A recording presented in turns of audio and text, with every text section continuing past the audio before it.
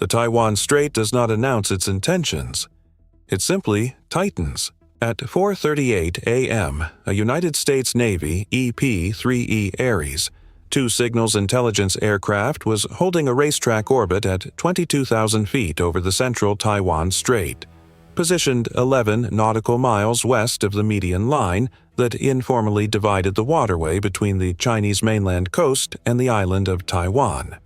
The aircraft had been on station for 4 hours and 17 minutes, its specialized electronic collection systems working through the lower atmosphere in the specific, patient way of signals intelligence platforms that are not in a hurry because their value is measured not in the speed of their pass, but in the duration of their presence.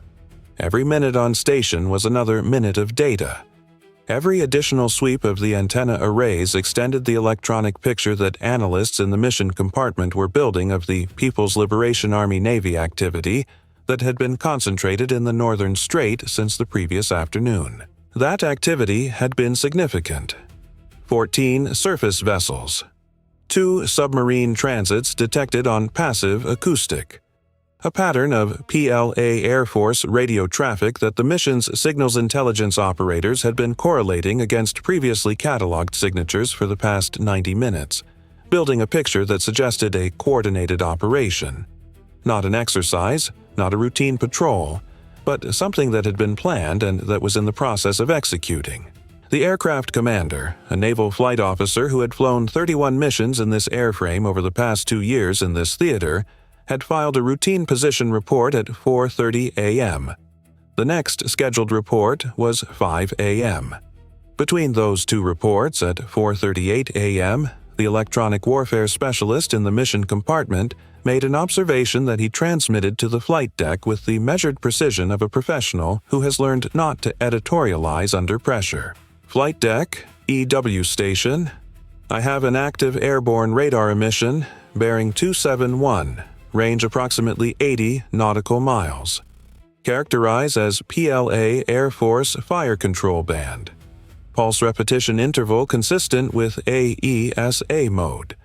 Not in our pre-departure threat file. Not in the pre-departure threat file meant the emission characteristics did not match any previously cataloged PLA Air Force radar signature that intelligence had formally identified and distributed to operational crews before they launched, which could mean the system was new. Or it could mean the system had been modified. Or it could mean the intelligence file was incomplete. In any of those 3 cases, the operational implication was the same. Something was out there. It was using an active fire control radar, and the mission crew did not have a clean prior characterization of what it was or what it was capable of. The aircraft commander called the information to his assigned tactical control frequency and received a response that confirmed what the EW station had already implied. The E-3 Sentry AWACS that had been orbiting to the northeast, providing surveillance coverage of the northern strait, had been tracking 2 PLA Air Force contacts for the past 6 minutes that had departed a mainland airfield and climbed to altitude on a heading that placed them on an intercept course with the EP-3E's current orbit. The AWACS had not transmitted the track data earlier because the contacts had initially appeared consistent with a routine combat air patrol launch, not unusual in this airspace, not uncommon at this hour, and not definitively pointed at the EP-3E until the geometry had developed enough to be unambiguous. By the time the geometry was unambiguous, the contacts were 72 nautical miles out and closing at approximately Mach 1.4. The EP-3E was not a fast aircraft. Its 4 turboprop engines produced a cruise speed in the range of 350 knots, which was a reasonable speed for a platform optimized to stay on station for hours, collecting signals intelligence, and was an entirely inadequate speed for evading an intercept by supersonic aircraft. The aircraft commander understood both of these facts simultaneously as he processed the AWACS call, and the operational calculus he ran in the following 4 seconds produced a decision that was clear and professionally unambiguous. He would not attempt to evade the intercept. An EP-3E attempting to flee from J-20s was not executing a survival strategy. It was extending the intercept geometry slightly before arriving at the same outcome. The correct response was to hold course, activate the emergency frequency that would register the EP-3E's position and status with every military and civilian air traffic control facility in range, and notify the chain of command that an intercept was in progress. He did all three in 40 seconds. What the AWACS had not yet told him, because the AWACS had not yet determined it, was that the two contacts approaching from bearing 271 were not the only PLA Air Force assets in the area. 70 nautical miles to the south, on a bearing the E-3's current orbit geometry placed at the edge of its optimal radar coverage, a third contact had been airborne for 11 minutes, flying a low-altitude, high-speed profile that kept it below the primary surveillance radar's detection floor. It had been climbing steadily for the past 4 minutes and had just crossed the altitude threshold at which the AWACS's radar could reliably resolve it from the ground clutter. 3 contacts. 2 from the northwest, closing fast and high. 1 from the south, low, climbing. At 4:41 a.m., the 2 northwestern contacts were close enough for the AWACS to characterize their radar cross-section profiles with reasonable confidence. The characterization matched the signature of J-20 stealth fighters, 5th-generation airframes that had been the subject of considerable intelligence attention for years, and that represented, in the context of this specific situation, a capability level that was qualitatively different from anything the EP-3E's crew had previously encountered in this airspace during a contested approach. The J-20 was not a 3rd or 4th generation interceptor sent to make a visible political statement at close range. It was a low observable, supercruise-capable, multi-role platform carrying an active electronically scanned array radar and a beyond visual range air-to-air missile capability that had been specifically developed to counter exactly the kind of assets that the United States operated in this theater for exactly the kind of mission the EP-3E was currently conducting. The aircraft commander received the J-20 characterization at 4:41 a.m. and 31 seconds and transmitted it up the chain of command. The response came back in 4 minutes and 20 seconds, which was a measure of how quickly the situation was moving through staffing levels that were not accustomed to being asked to make decisions at this speed at 4:41 in the morning over the Taiwan Strait. The response authorized the EP-3E to continue its current heading, maintain its current orbit, and directed that 2 FA-18F Super Hornets assigned to a combat air patrol over the Eastern Strait be repositioned to escort the EP-3E and provide a visible defensive presence. The Super Hornets were 41 nautical miles east of the EP-3E's current position. The J-20s were, at the time the authorization was issued, 53 nautical miles west, and closing at a rate that would bring them to visual range of the EP-3E in under 4 minutes. The math did not favor a clean escort arrival before the intercept. The F/A 18F flight lead received the repositioning order and pushed his throttles to military power immediately, turning west on an intercept vector that the data link geometry was already computing. His wingman followed in 3 seconds, the 2 Super Hornets accelerating toward the Taiwan Strait median line at maximum continuous power, their APG-79 AESA radars sweeping west to build their own picture of the contact environment. The flight lead's radar resolved the 2 J-20 contacts at 4:43 a.m. at a range of 47 nautical miles. Faint returns, lower radar cross-section than any PLA Air Force platform he had previously tracked in this theater, the AESA mode of the J-20's own radars illuminating the Super Hornets radar warning receivers with a pulse characteristic that did not match anything in the pre-departure threat file either.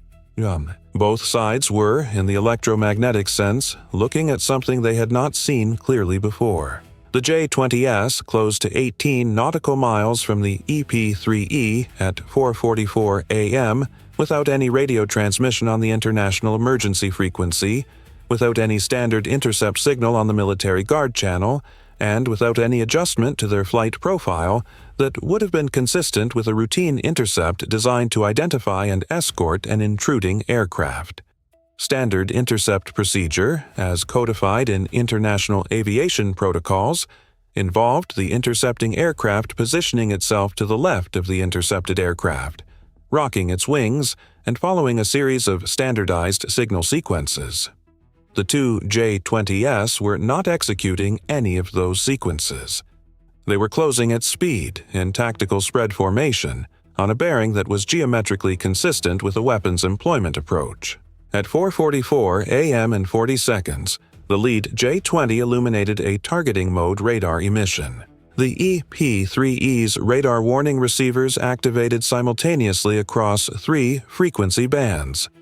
The electronic warfare specialist in the mission compartment read the emission characteristics and transmitted to the flight deck in a voice that was professionally controlled and carried, in its very control, the specific gravity of someone reading an instrument that is saying something extremely serious.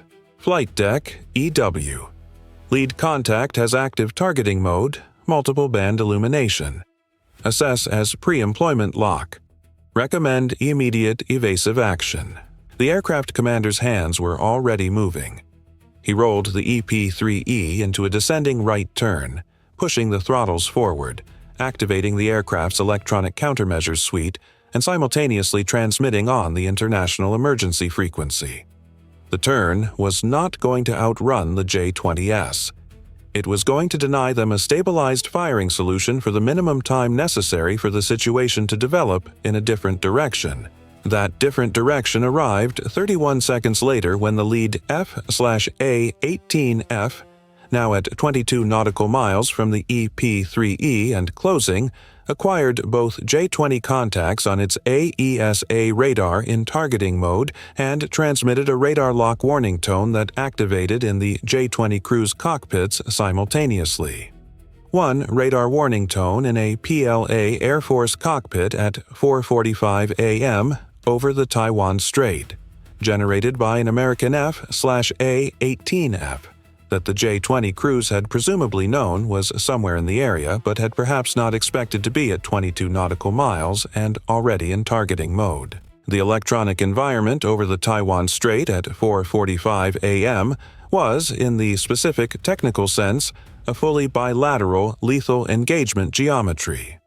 Both sides had active targeting locks on the other. Both sides had the physical capability, measured in missile flight times and weapons employable envelopes, to initiate a kinetic exchange. The question of whether that exchange would occur was not being decided by the pilots in those cockpits. It was being decided, or not being decided, which was its own form of decision, by the command structures above them and by the specific protocols that those command structures had spent years developing for exactly this contingency. And then the southern contact changed everything. The third, J-20, the one that had approached from the south at low altitude, that the AWACS had acquired late and that neither the EP-3E crew nor the F/A-18F section had incorporated fully into their immediate tactical assessment, reached its planned altitude at 4:45 a.m. and 12 seconds at a position that placed it 21 nautical miles southwest of the EP-3E, on a bearing that the Super Hornets were not currently oriented to address. It had not illuminated a targeting radar. It was running entirely passive. No emissions, no squawk, nothing that would register on any warning system. Its presence was known only to the AWACS, which transmitted the track data to the F/A-18F flight lead at 4:45 a.m. and 19 seconds. 7 seconds of warning. A contact at 21 nautical miles, passive, position known only through the AWACS data link. The flight lead had a targeting lock on 2 J-20s to the west. His wingman was positioned to his south, and the wingman's radar was already scanning the bearing on which the third contact had appeared, but the radar was resolving a faint, low cross-section return that the mission computer was characterizing with a confidence interval that was technically below the threshold for weapons employment authorization. It was there. The system knew it was there. The confidence number was 73%. Weapons employment authorization required 85%. The wingman transmitted the contact characterization to the flight lead and to the AWACS simultaneously. The AWACS cross-correlated its own track data, upgraded its confidence characterization, and transmitted back a revised assessment. 81%, not 85%. The geometry was changing at the rate of a fast-moving aircraft at 21 nautical miles. In approximately 40 seconds, the third contact would be inside the EP-3E's minimum safe range. The F/A-18F flight lead made the kind of decision that careers are made from and ended by with equal probability. He transmitted to the AWACS, request weapons-free authorization on southern contact, assess imminent threat to protected asset. He transmitted simultaneously on the military guard channel toward the J-20 formation, a standard intercept warning in both English and Mandarin, directing the PLA Air Force aircraft to immediately cease targeting emissions, alter course, and exit the intercept geometry. The authorization request went up the chain of command. The guard channel transmission went out over the Taiwan Strait. At 4:46 a.m. and 8 seconds, 56 seconds after the lead J-20 had illuminated its targeting radar, the lead J-20 extinguished its targeting mode emission, not the targeting lock. The emission. The radar was still there. The aircraft was still there. But the specific electromagnetic signal that unambiguously communicated lethal intent had been turned off. In its place was a lower power search mode emission that could be interpreted, by anyone who wished to interpret it that way, as routine airspace surveillance rather than weapons employment preparation. The third contact, south of the EP-3E, altered course 6 degrees east at 4:46 a.m. and 22 seconds. It was a small course change. Small enough to be ambiguous. Small enough to be, in the context of an aircraft that had been flying a carefully calculated approach profile, either a genuine withdrawal or a minor trajectory adjustment that kept it within weapons parameters while reducing the apparent threat geometry. The F/A-18F wingman's radar confidence on the southern contact climbed to 84% at 4:46 a.m. and 31 seconds. 1% below the threshold. The contact was still within the EP-3E's dangerous proximity range. The course change had reduced the closure rate but had not ended the approach. At 4:46 a.m. and 44 seconds, the AWACS transmitted a confidence upgrade, 87%. The authorization did not come.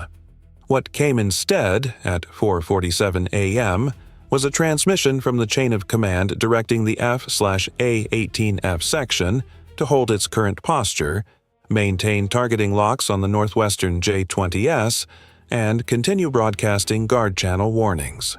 The authorization decision had been elevated to a level above the immediate tactical command, and the elevation process was taking time that the geometry of the southern contact was consuming at a measurable rate. The EP-3E aircraft commander, flying his descending right turn, had reduced altitude to 18,000 feet and was burning fuel at a rate that his navigator was already computing against the remaining mission endurance. The electronic collection mission had effectively ended at 4:44 a.m. when the targeting emission activated and the evasive maneuver began. Whatever the next 40 minutes held, the signals intelligence collection that was the mission's primary objective had been disrupted by the intercept for a minimum of 7 minutes and counting. At 4:48 a.m., the southern J-20 altered course 14 degrees east. This course change was not ambiguous. The new bearing took the contact away from the EP-3E's current position on a track that, if maintained, would place it outside the EP-3E's minimum safe range within 90 seconds. The AWACS transmitted the course change data simultaneously with its detection. The F/A-18F wingman confirmed the track alteration on his own radar. The confidence characterization on the southern contact dropped from 87% to 71% as the target aspect changed and the radar cross-section profile shifted. At 4:49 a.m., the two northwestern J-20s broke their formation. The lead turned north, climbing. The wingman turned southwest, descending. Both maintained search mode radar emissions and neither re-illuminated targeting mode. They were not fleeing. Their maneuvers were controlled and deliberate and professionally executed. They were repositioning, moving from the intercept geometry to a different geometric relationship with the airspace that was less obviously aggressive and less obviously anything else. The Taiwan Strait settled back into something that resembled its normal electromagnetic texture, which was never actually quiet but was at least operating in a register below the specific frequency of active targeting emissions from fifth-generation aircraft at close range. The F/A-18F flight lead maintained his targeting locks for 4 additional minutes, until the J-20 contacts had increased range to 45 nautical miles, and the geometry had degraded below practical employment parameters. He reported the contacts' positions and headings to the AWACS at 4:52 a.m. and received acknowledgement. He then transmitted to the EP-3E and confirmed that the immediate threat posture had reduced. He did not characterize what had just happened in any language that went beyond observable fact. The observable facts were sufficient. The EP-3E aircraft commander resumed level flight at 4:53 a.m. and began the navigation calculation for return to base. The mission had approximately 90 minutes of on-station endurance remaining, but the aircraft had been maneuvering under threat for 15 minutes. The electronic collection suite had been in disrupted mode for the same period, and the tactical situation had generated a complete record of events that required immediate transmission to theater intelligence and command. The decision to terminate the mission early was made at 4:54 a.m. and was not difficult. The Super Hornets escorted the EP-3E East toward Taiwan for 31 minutes before the geometry allowed the EP-3E crew to continue unescorted.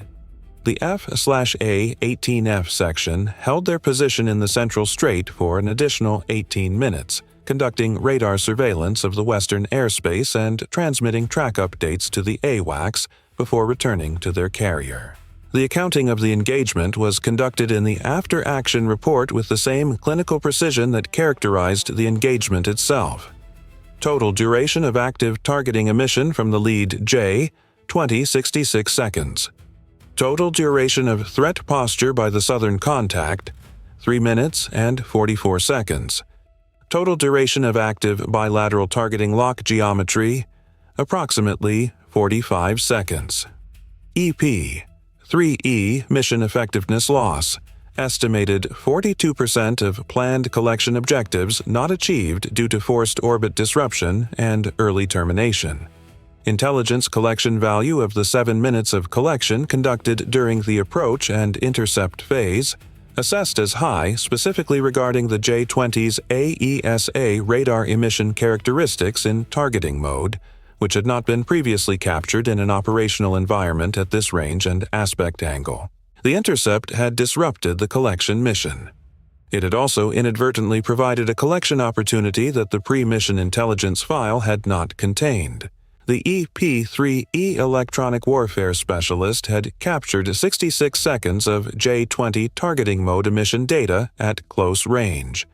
Every pulse interval, every frequency agility pattern, every waveform characteristic of the AESA system operating in its most operationally revealing mode.